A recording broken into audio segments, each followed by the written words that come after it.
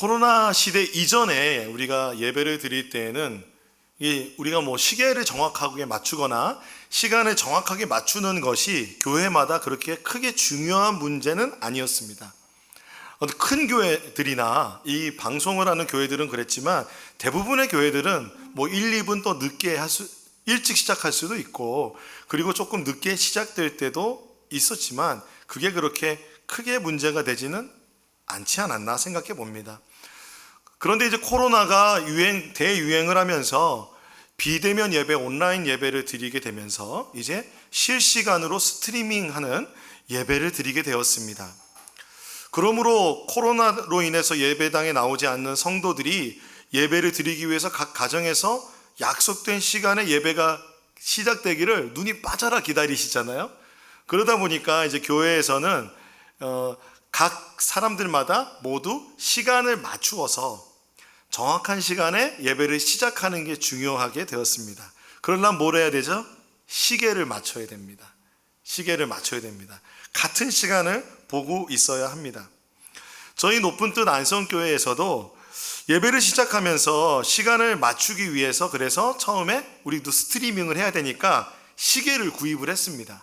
시계를 구입했는데 처음에 구입한 시계가 저 뒤에 지금 보시면 저 아날로그 시계가 아니라 저 디지털이죠. 디지털 시계가 아니라 아날로그 시계 동그란 그 큰 거를 샀습니다.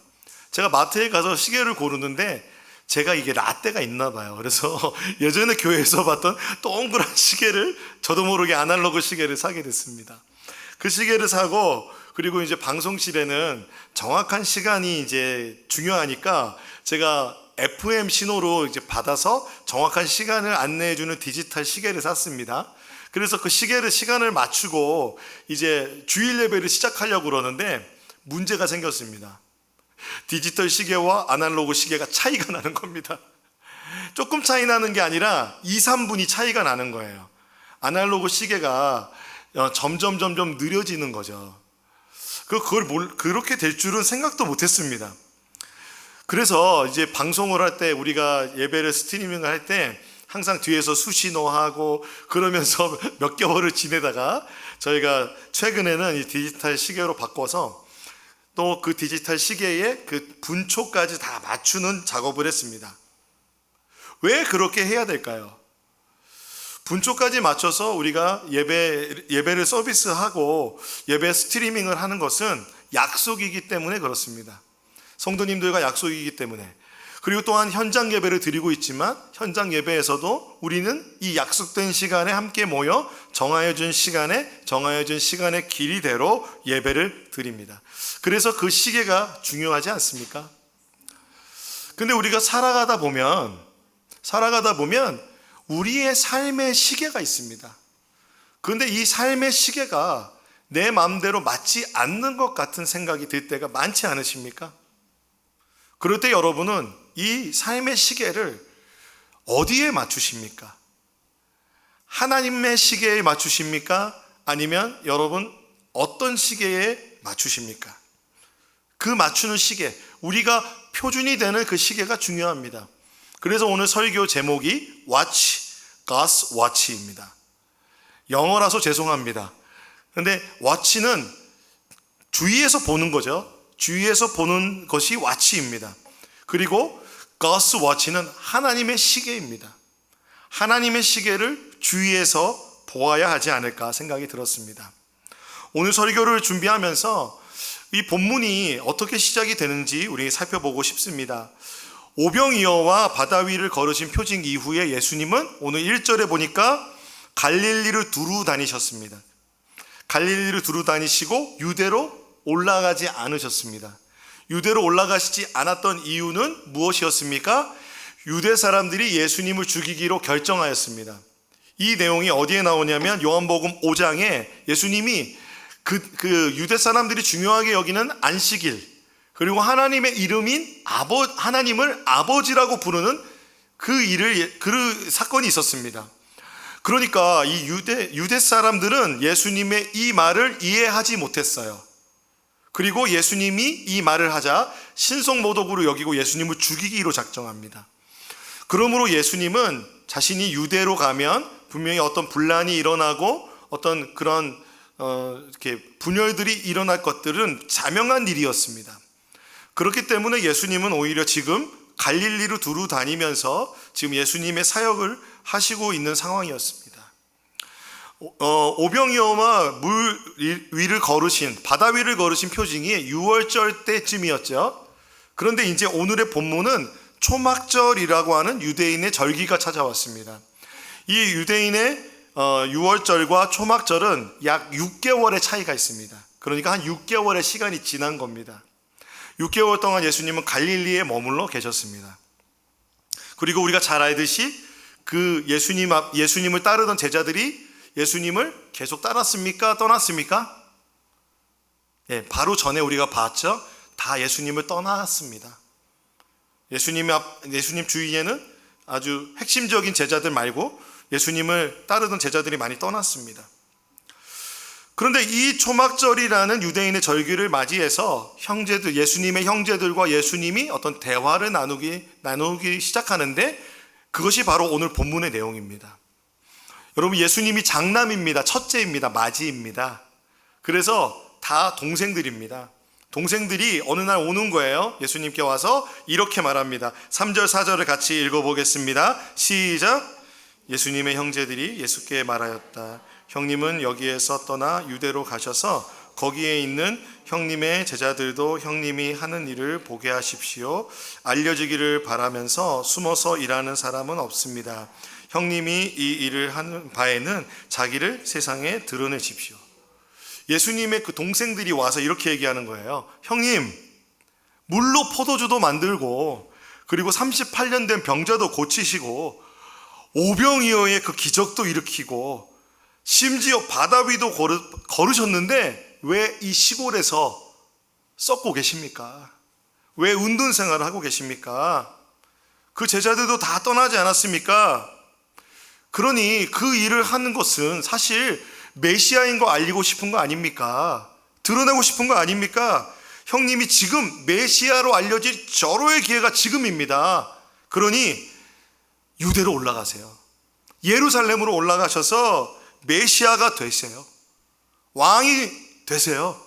메시아임을 보여주세요. 이적을 막 펼쳐서 그 흩어졌던 제자들도 모으고 사람들에게 예수님이 어떤 사람인지, 형님이 어떤 사람인지 좀 알려주세요 라고 한 것입니다. 초막절이 어떤 절기이기에 이런 제안을 했을까요? 초막절은 유대인들이 가장 많이 모이는 절기였다고 합니다. 이 초막절은 어떤 절기냐면은 유대인들이 유대인의 그 달력으로 7월에 모이는 그런 절기인데요. 다른 이름으로 뭐라 그러냐면 장막절이라고 그래요. 이걸 영어로 터버너클이라고 하는데 천막이에요. 천막. 그러니까 이 절기에는 그들의 정체성이 무엇입니까? 출애굽하여 이스라엘이 되었죠. 그래서 출애굽한 이스라엘 백성들이 무슨 생활했죠? 광야 생활하면서 천막을 치며 살았습니다. 그것을 기억하면서 광야 생활 가운데 인도하셨던 하나님을 기억하고, 그리고 이 안에는 어떤 의미가 있냐면 제2의 출애굽, 그 메시아가 와서 우리를 구원해 주실 것이다 라는 의미까지 담겨 있는 것이 초막절입니다. 그래서 사람들은 모두 모여서 그 하나님의 임재가 있는 성전이 있는 그 예루살렘에 모여서요, 천막을 치고 야영을 하는 것이 바로 이 초막절입니다. 그러므로 이렇게 이스라엘의 공식적인 캠핑 주간입니다. 예, 여러분, 우리 요즘에 캠프 많이 하는데 캠핑이 어느 면에서 성경적인 것도 있는 것 같습니다.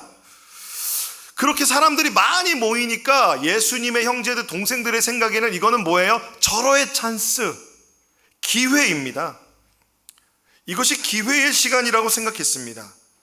그런데 예수님의 생각이 같으셨을까요? 그렇지 않았어요. 6절 7절을 읽어보겠습니다. 시작. 예수께서 그들에게 말씀하셨다. 내 때는 아직 오지 않았다. 그러나 너희의 때는 언제나 마련되어 있다. 세상이 너희를 미워할 수 없다. 그러나 세상은 나를 미워한다. 그것은 내가 세상을 보고서 그 하는 일들이 다 악하다고 증언하기 때문이다.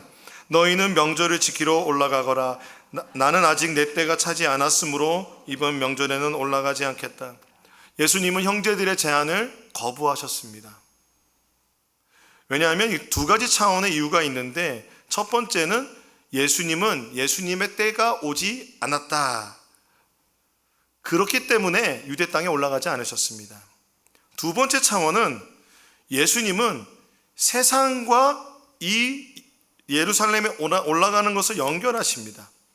자, 예수님은 세상의 악함을 드러내러 오셨다고 합니다. 이 세상은 예수님을 믿지 않는 세계가 바로 세상이라고 요한은 복음에서는 말한다고 말씀드렸습니다. 그러므로 이 세상은 어쩌면 그 유대인들일 수 있습니다. 예수님을 믿지 않는 유대인들. 그래서 예수님을 믿지 않는 유대인들은 예수님을 미워하죠. 세상은 예수님을 미워합니다. 그런데 예수님의 형제들은 이 세상과 전혀 세상이 미워하지 않죠. 그러므로 이 세상의 그 방법을 따라가는 예수님의 형제들은, 그래 너희들은 명절을 지켜라. 그러나 나는 아직 내 때가 되지 않았으므로 이번 명절엔 올라가지 않겠다라고 말씀하셨습니다. 예수님과 형제들 사이에 이러한 때에 대한 견해 차이가, 그러니까 예루살렘에 올라가느냐 마느냐에 대한 견해 차이가 생긴 이유가 무엇일까요? 그 근본 이유가 무엇일까요? 성경은 5절에 이렇게 얘기합니다. 예수의 형제들까지도 예수를 믿지 않았기 때문이다. 그러므로 이 문제가요, 믿음의 문제가 되는 겁니다. 믿음이 있느냐 없느냐. 예수님의 형제들, 예수님의 동생들은 예수님을 알았습니다. 어려서부터 알았습니다. 예수님의 생김새, 점의 위치, 밥 먹을 때 버릇, 식성까지 다 알고 있었을 겁니다. 잠을 잘 때 코를 고는지 안 고는지. 저희 가족들이 저희 교회에 같이 예배를 드리고 있는데요, 제 동생이 드럼을 칩니다. 제 유명한 일화가 있어요. 예전에 교회에서 사역을 할 때 제가 인도하는 예배를 보려고 저희 가족이 왔는데, 저쪽에서 우리 반주자가 막 뛰어오면서 저에게 목사님하고 똑같이 생긴 사람이 있어요. 그래서 제가 얘기했죠. 내 동생이야. 똑같이 생겼습니다. 제 동생은 저를 잘 압니다. 그렇지만 예수님의 동생들이 예수님을 잘 알았지만 예수님을 믿지는 않았습니다. 아는 것과 믿는 것은 다릅니다. 믿지 않았는데 무엇을 믿지 않았냐면 바로 베드로와 사도들이 그 전에 고백한 그 고백을 하지 않은 거예요. 무엇입니까? 선생님께는 영생의 말씀이 있습니다. 우리는 선생님이 하나님의 거룩한 분임을 믿고 또 알았습니다라고 말합니다. 베드로의 이 고백이 믿고 알았습니다. 무엇을? 예수님이 영생의 말씀임을, 그리고 예수님이 하나님의 거룩하신 분임을 믿고 알았다는 겁니다. 그런데 예수님의 동생들은 이 고백이 믿음의 고백이 없었다는 것입니다. 그러므로 예수가 그리스도시요 살아계신 하나님의 아들이심을 믿지 못하고 고백하지 못하였습니다. 사랑하는 성도 여러분, 누가 진정한 여러분의 형제입니까? 누가 여러분의 진정한 자매입니까? 누가 예수님의 진정한 형제입니까? 그것은 바로 예수를 영접하는 자, 곧 그 이름을 믿는 자가 하나님의 자녀가 되는 권세를 받았습니다. 그러므로 우리가 찬양할 때 예수 우리 형제, 어떤 분들은 이 가사가 부담스러워서 예수 사랑으로 바꿔서도 부르십니다. 그런데 우리는 예수 우리 형제라고 고백할 수도 있습니다. 이것을 보면요, 그러므로 초대교회의 사람들은 예수를 믿는 믿음으로 서로 가족이 되어서 형제님 자매님이라고 부른 겁니다. 우리가 서로를 성도님을 형제님 자매님이라고 부르는 것은 그런 의미가 있는 것입니다. 그들은 예수 안에서 식구가 되었습니다. 따라서요, 초막절에 예루살렘으로 올라가느냐 안 올라가느냐의 문제는 무엇으로 바라봐야 되냐면 믿음의 문제로 봐야 됩니다. 예수님께서 예수님의 때와 너희의 때를 말씀하십니다. 예수님의 때와 예수님의 형제들의 때의 문제가 바로 믿음의 문제라는 것을 다시 한번 여러분에게 말씀드리고 싶습니다. 이때 사용된 단어가 뭐냐면 카이로스인데요, 때라는 단어가 카이로스입니다. 요한복음에서는요, 오늘 본문에서만 사용되었습니다. 이 시간을 나타내는 또 다른 헬라어가 있는데요, 그거는 크로노스입니다. 한번 따라해 보겠습니다. 크로노스. 카이로스도 따라해 볼까요? 카이로스. 잘 아시는지만 한 번 더. 카이로스. 크로노스. 이 카이로스는 딱 지정된 시간을 말합니다. 그리고 크로노스는 어떤 시간이냐면 자연적인 시간을 말합니다. 그래서 이 크로노스는 사계절 또는 24시간, 일주일, 월, 화, 수, 목, 금, 이 모든 시간이 정해져 있는 일정한 흐름이 있는 시간들을 말합니다. 자연적인 시간이에요. 그런데 카이로스는 어떤 지정된 시간입니다. 그러니까 어떤 일을 계획할 때 그 일이 이루어지는 때 또는 그 일이 시작되는 때와 같이 지정되는 시간을 말합니다. 그러므로 우리가 예배를 드릴 때는 카이로스가 언제입니까? 주일 오전 10시 그리고 주일 오후 12시 30분입니다. 그런데 이 카이로스에 대해서 한 신학자는 조금 더 깊이 이야기하는데요, 이걸 제가 읽어드릴게요. 한번 보세요. 카이로스는 단순히 한 시점을 의미할 수 있지만 자주 결정적인 행동을 요구하는 호기, 즉 특정한 행위를 하는데 적합한 긴 시간의 흐름 속에서 선택되어진 결정적인 순간에 대해서 사용한다 말합니다. 그러니까요, 특정한 일에 대한 결정적인 순간이에요. 우리가 어떤 일을 할 때, 삶을 살아갈 때 우리 삶의 계획 가운데 어떤 그 결정적인 순간이 있잖아요. 무엇인가 결정되는 순간. 그 전에 우리는 기다림의 시간이 있고 그 결정의 시간이 있으면 그것을 실행해야 되는 우리가 어떤 의무가 생기게 되겠죠. 그러므로 여러분, 이 카이로스라는 시간은 이것을 생각해 보면요, 이 특정한 행동을 요구하는 이 결정적인 순간을 기다리는 이유가 있습니다. 이유. 그리고 그 순간은 어떤 무엇으로 결정되는가가 중요한데, 그렇죠? 이유와 이것이 무엇으로 결정되는가라는 어떤 결정 요소가 중요합니다.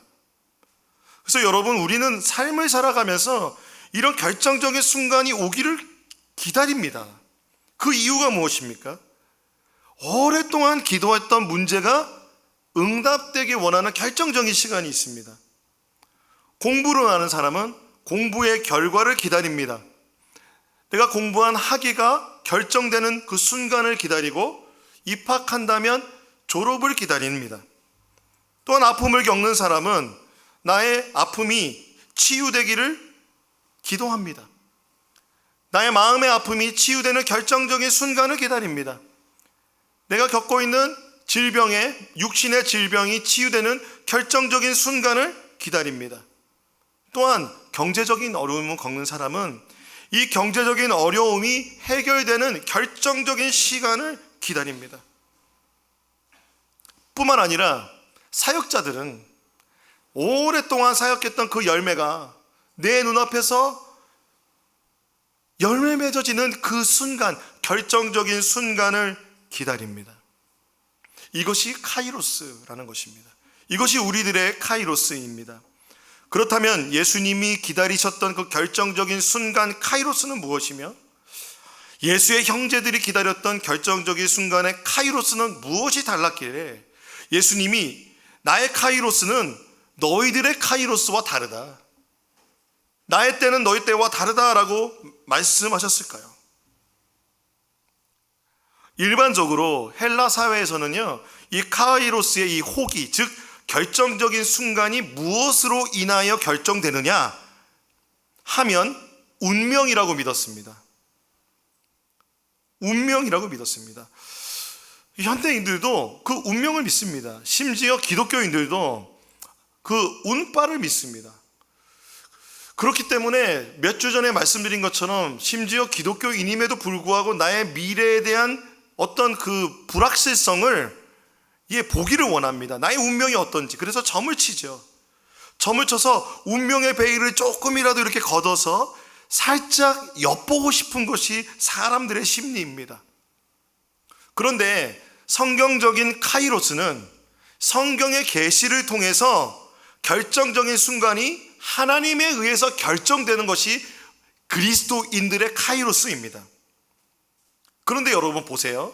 예수님의 형제들의 카이로스는 하나님에 대한 믿음이 없잖아요.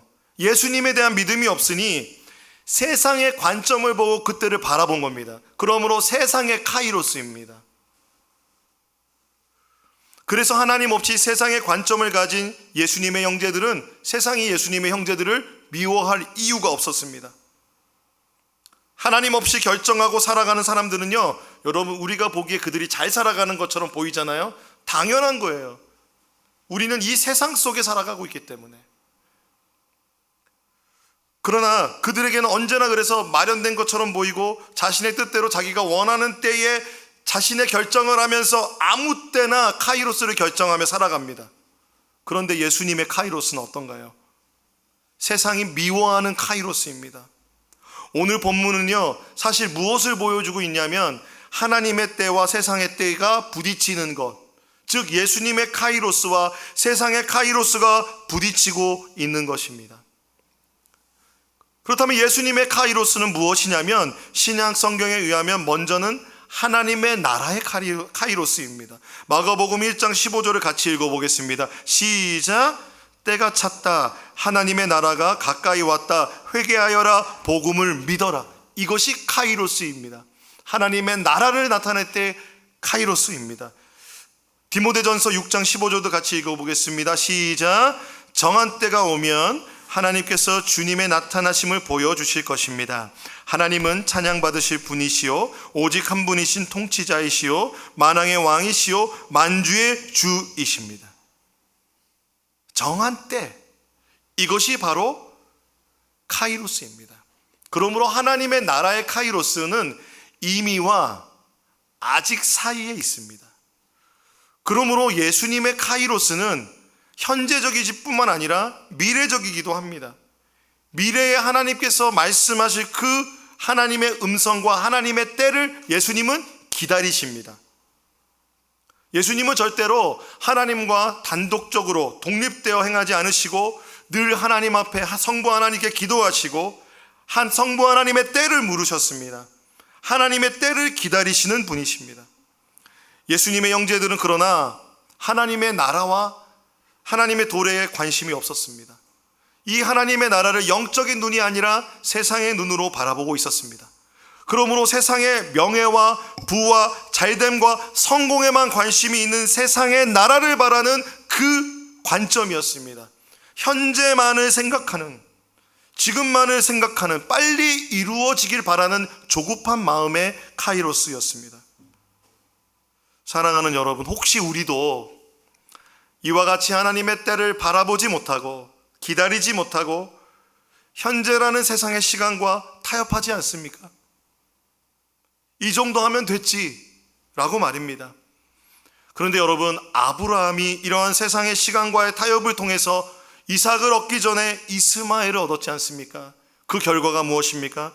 지금의 중동의 무슬림들의 조상이 되지 않았습니까?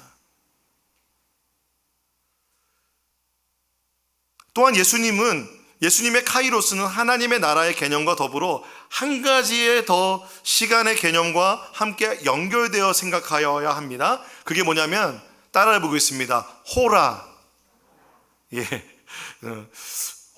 좀 무섭죠? 호라. 네, 단어가 좀 약간 이렇게 음을 발음하는 게 조금 특이한데 이 호라는 뭐냐면 예수님의 죽음을 통한 영광의 때를 말합니다.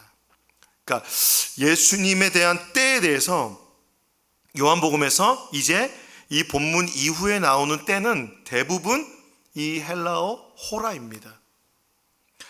한번 읽어볼까요? 요한복음 7장 30절에 시작. 사람들을 예수를 잡으려고 하였으나 아무도 그에게 손을 대는 사람이 없었다. 그것은 그의 때가 이르지 않았기 때문이다. 이게 호라입니다. 그런데 17장 1절을 한번 읽어보겠습니다. 예수님께서 이 말씀을 마치시고 눈을 들어 하늘을 우러러 보시고 말씀하셨다.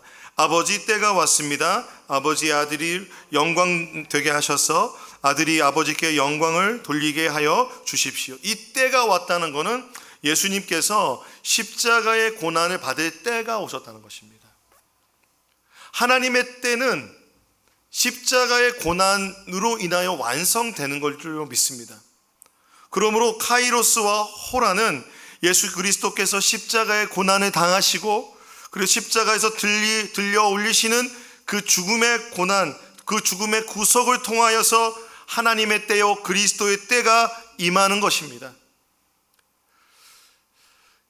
그러므로 예수님의 때라는 것은, 예수님이 예루살렘에 올라가신다는 것은 이 하나님의 나라의 임하심과 십자가의 구속의 사역을 위한 큰 발걸음이 되는 것인데, 그 카이로스와 호라의 때가 아직 차지 않았다고 주님 말씀하시는 겁니다.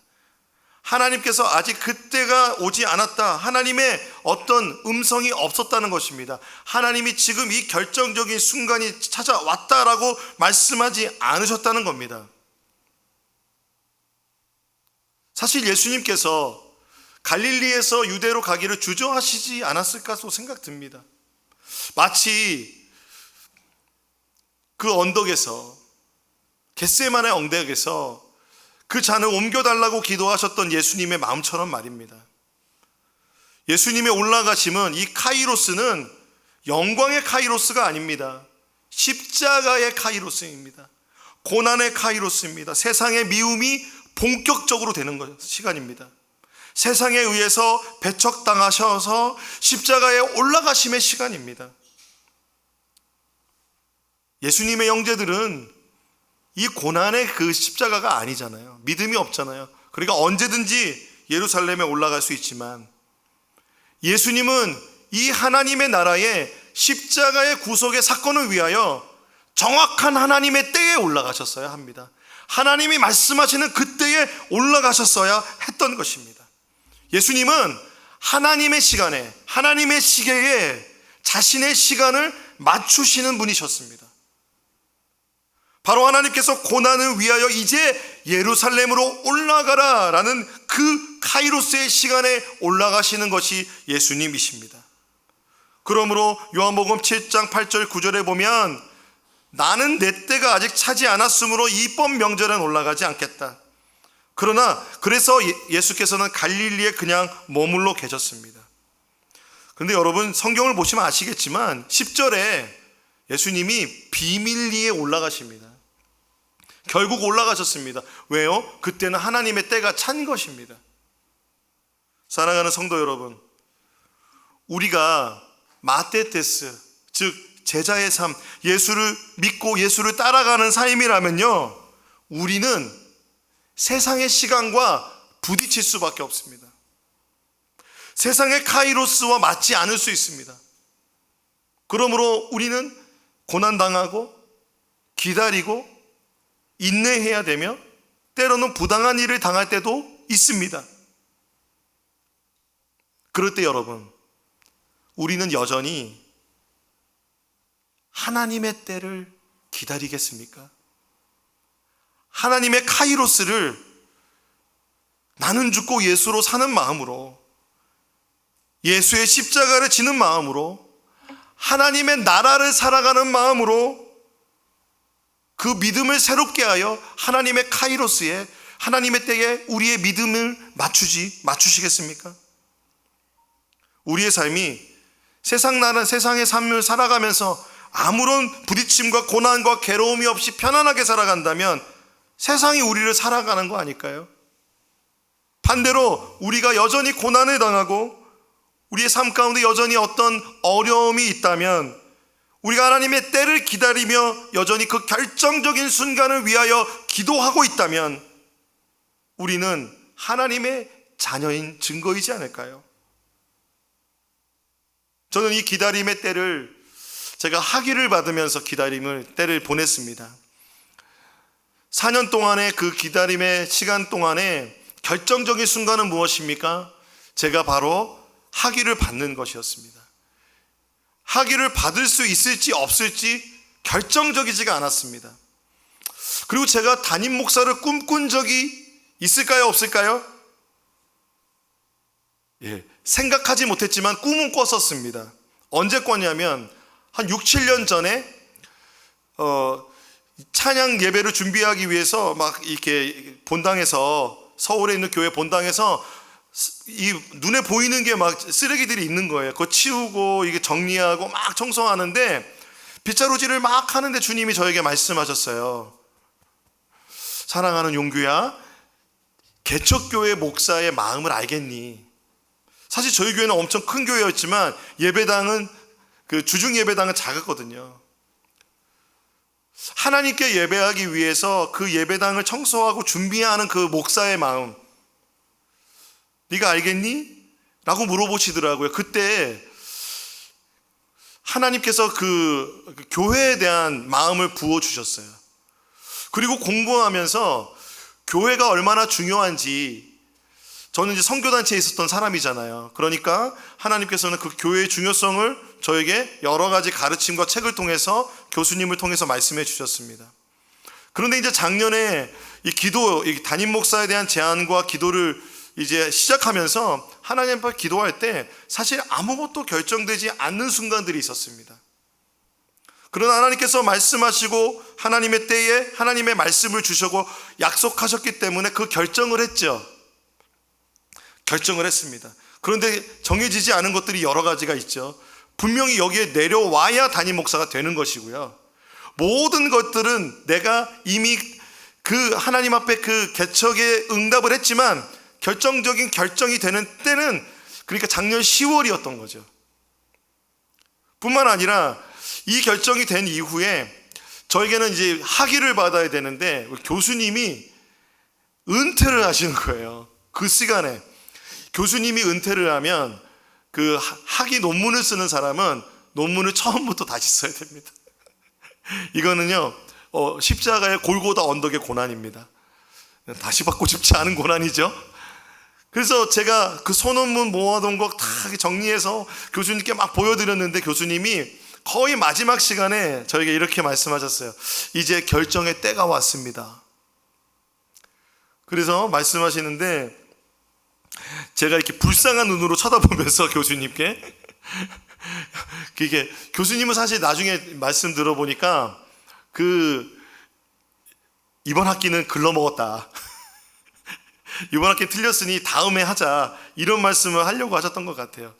그런데 그분이 저의 눈빛과 그것에서 하나님의 마음을 받으셨는지 그 논문을 이제 심사할 수 있도록 잘 준비하라고 하셨습니다.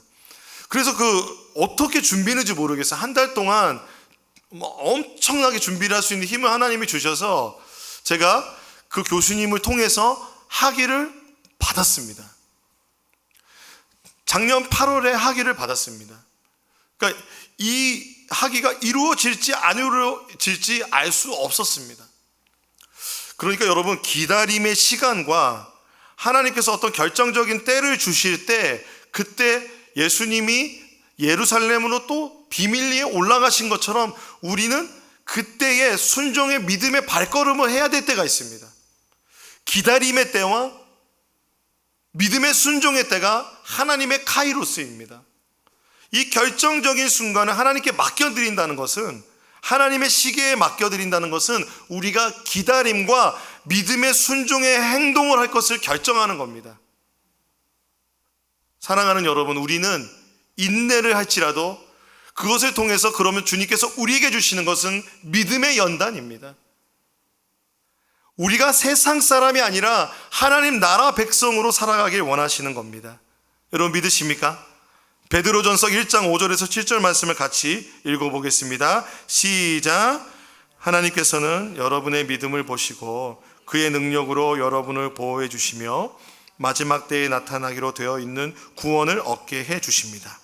그러므로 여러분이 지금 잠시 동안 여러 가지 시련 속에서 어쩔 수 없이 슬픔을 당하게 되었다 하더라도 기뻐하십시오. 하나님께서는 여러분의 믿음을 단련하셔서 불로 단련하지만 결국 없어지고 마는 금보다 더 귀한 것이 되게 하시며 예수 그리스도께서 나타나실 때에 여러분에게 칭찬과 영광과 존귀를 얻게 해주십니다.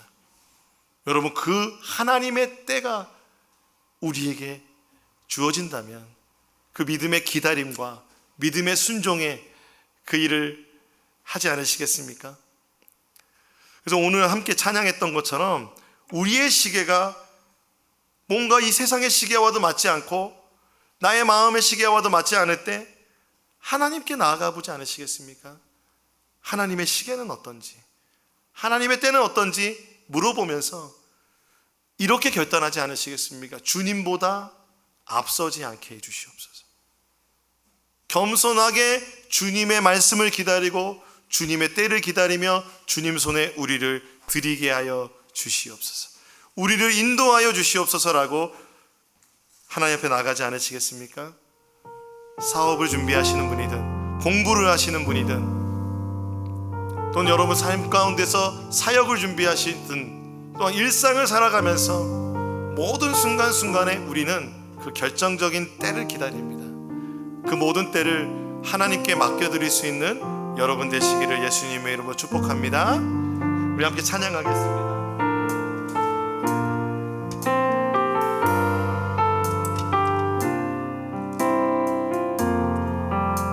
오늘 이곳에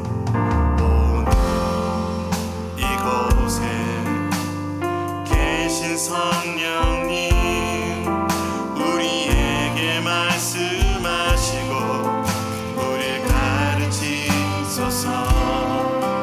같이 우리 맘 열어주시고 주의 빛으로 밝혀 우리를 인도하소서.